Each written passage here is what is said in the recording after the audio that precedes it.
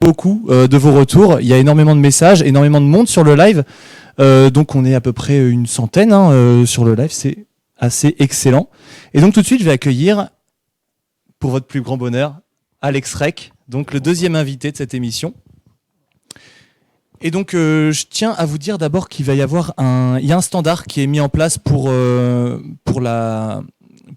cette émission. Donc vous pouvez contacter Ariel donc au standard. Je vais vous donner le numéro tout de suite. C'est le 07 56 88 85 92. Et donc vous pouvez venir avec nous nous parler tout simplement de l'émission. Vous pouvez nous dire simplement ce que vous ressentez. Passer juste un big up à un pote éventuellement, ou bien pourquoi pas nous parler un petit peu de ce qui vous anime en ce moment, dans cette période qui, on le sait, est un petit peu compliquée pour tout le monde. Et donc, je suis là avec Alex Rec, donc sur le canapé. Ça va bien ? Ça va bien, écoute, meilleures conditions. Ah bah écoute, on est chill là, franchement, on est posé. Je pense que les problèmes de son étaient réglés, c'est nickel. Parfait. Donc on va parler un petit peu de ton évolution au cours de ta carrière là sur ces derniers mois, dernières années. Je t'ai vu en concert il y a assez longtemps maintenant, ça doit faire 3 ou 4 ans. Tu étais plutôt sur de l'acoustique pure avec guitare acoustique, cajon. Bon, je vois que c'est encore un petit peu le cas, mais avec la sortie du morceau 12 il y a même pas 2 mois, il y a 1 mois et demi à peu près. Tu as eu aussi un revirement, on en parlait tout à l'heure avec Paul Lou, c'est pareil, il y a eu un virage à 180 degrés qui a été assez fort. Est-ce que tu peux nous parler un petit peu de ton évolution musicale sur ces derniers temps ? Oui, alors c'est vrai qu'il y a 3 ans, c'était déjà assez que de l'acoustique, mais il y a quand même eu quelques indices en fait de la transition, sur notamment des morceaux comme Highlighter ou Olympia que j'avais fait en 2 versions. Donc il y en avait une acoustique et une autre qui était beaucoup plus électro en fait, qui était produite par Squealer.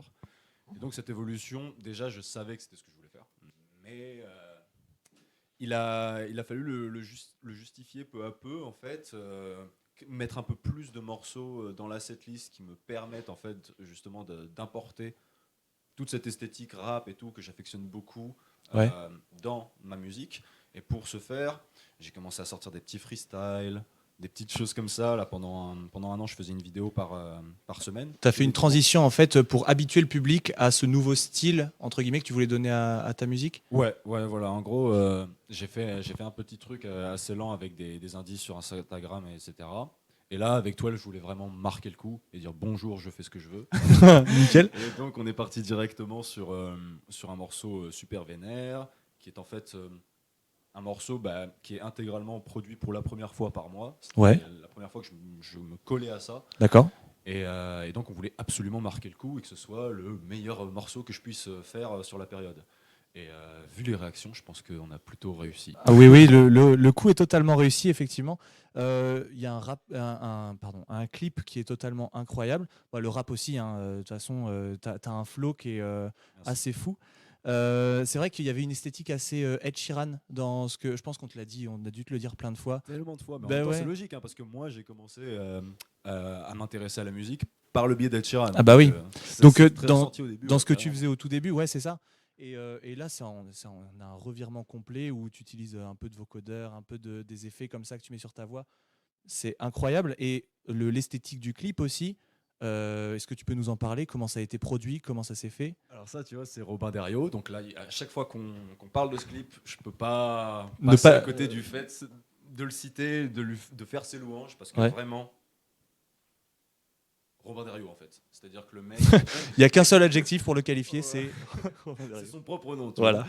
C'est-à-dire qu'il est capable de très grandes choses avec si peu de matériel. En fait, c'est vraiment du fait maison ce clip-là. Et on s'attendait pas... Enfin, moi, ça je se voit pas, en arrivant, tu vois. Ouais.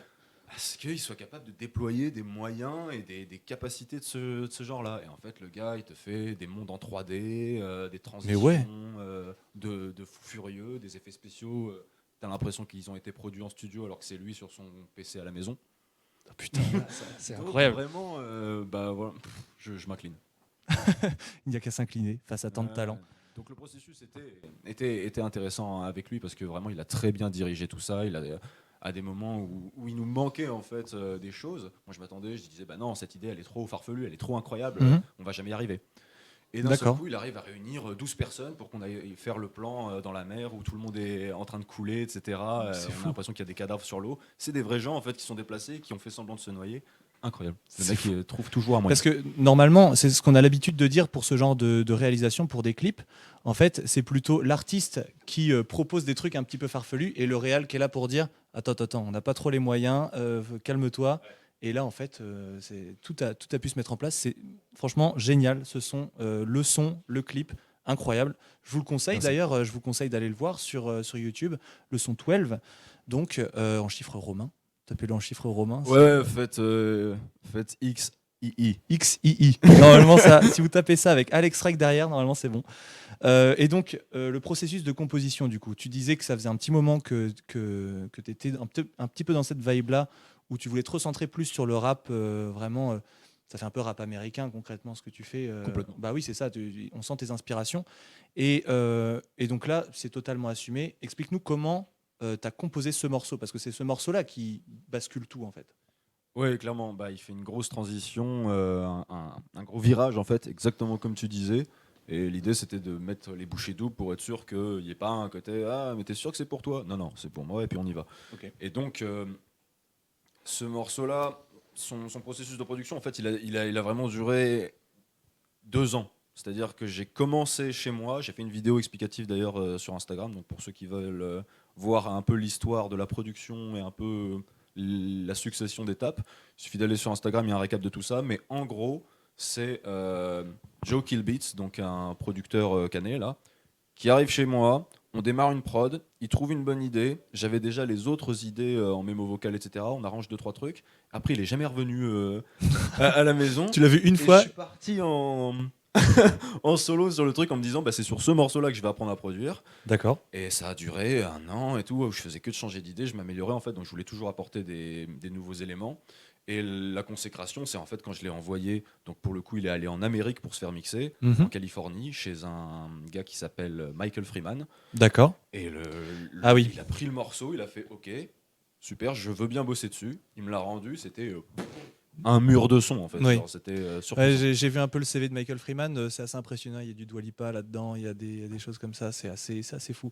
T'as du coup, parce qu'on parle beaucoup de 12 depuis tout à l'heure, mais dans ton actu, il y a aussi le morceau Cigarettes que tu as sorti il n'y a pas si longtemps que ça aussi. Tu as été très actif pendant la période de confinement, pendant toute cette pandémie en fait. Ouais. Comment est-ce que tu as appréhendé, en 2 mots, comment est-ce que tu as appréhendé cette période?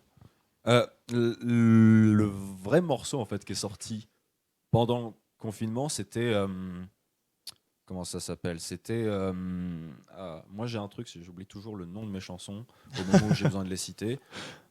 Toujours est-il qu'il va me revenir en fait quand je vais en parler.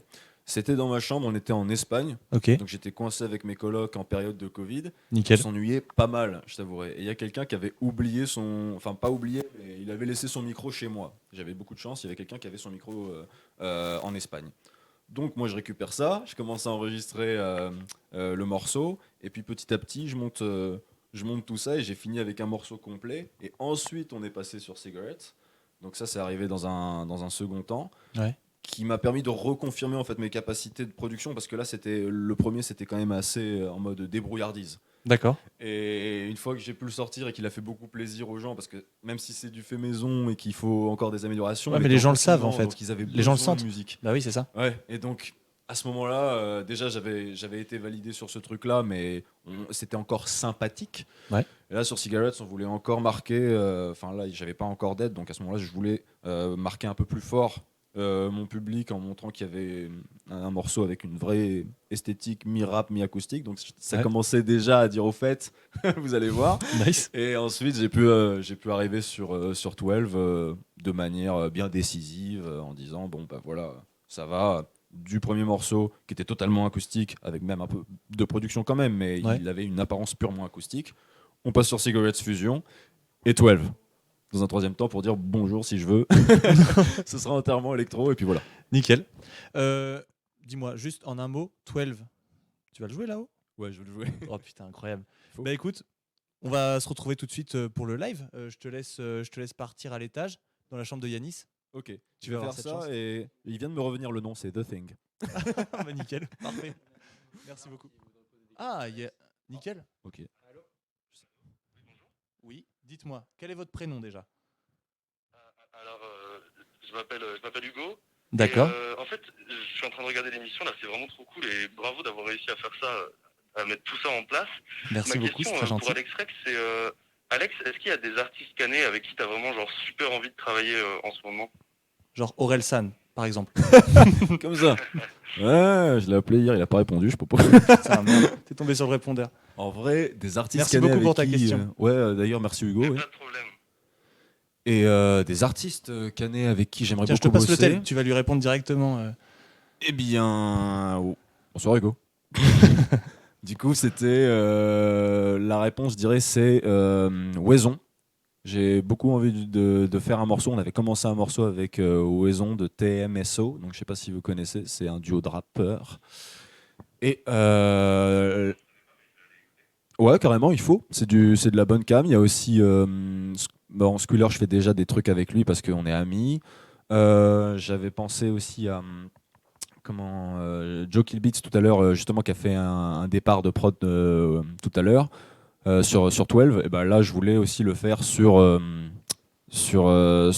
prod qu'il a faite totalement lui et sortir un freestyle à partir de ça. Donc voilà, il y a quand même des choses qui se passent, mais pour l'instant, je ne suis pas encore trop tourné vers le collaboratif. Ouais, le collaboratif, parce que je sens que moi-même, j'ai encore Des étapes à franchir. beaucoup de morceaux à sortir, donc j'ai pas envie de multiplier dans tous les sens, mais alors dès qu'il y a des choses qui me tapent à l'œil, moi je suis 100% pour les Bah, featuring. nickel. Ok, merci beaucoup pour ta question Hugo, c'était génial.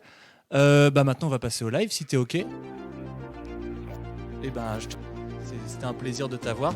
Et puis à bientôt, continue de suivre le live. Et puis bah tu vas pouvoir écouter le live d'Alex s'il est chaud. Let's go. Let's go, c'est parti. Merci Hugo.